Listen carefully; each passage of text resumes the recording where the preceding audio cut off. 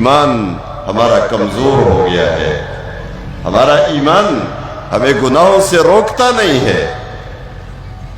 بے شمار موقع ایسے آتے ہیں ہم لوگوں کے سامنے سیدھے ہوتے ہیں، لیکن جب تنہائی میں ہوتے ہیں تو ہم گناہوں پہ اتر آتے ہیں۔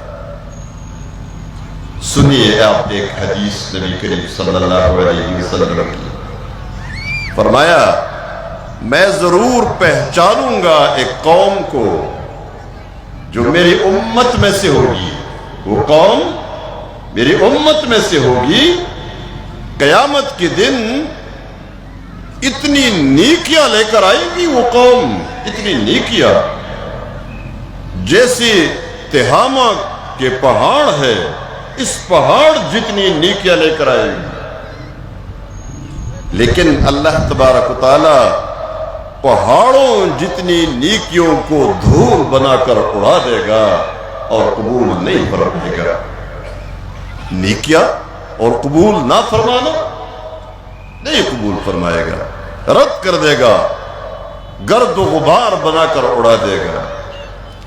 فرمایا اور یہ قوم، یہ لوگ آپ ہی میں سے ہوں گے، مومن ہوں گے۔ اب ذرا غور سنیے، یہ مومن ہوں گے، تمہاری قبیلے اور قوم سے ہوں گے، تو ہوا کیا؟ وجہ کیا ہے؟ فرمایا ہم قوم اذا خلوا بمحارم اللہ انتہکوها،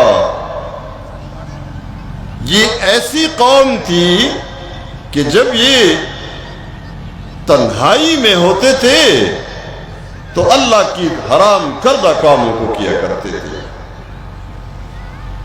تنہائی میں گناہ کیا کرتے تھے، تنہائی میں اللہ کا کوئی خوف نہیں ہوا کرتا تھا ان کو، اور جب یہ اکیلے ہو جاتے تھے یا کسی دوسرے شخص کے ساتھ تنہا ہو جاتے تھے تو یہ اللہ کے حرام کردہ کاموں کو کرنے سے نہیں رکتے تھے۔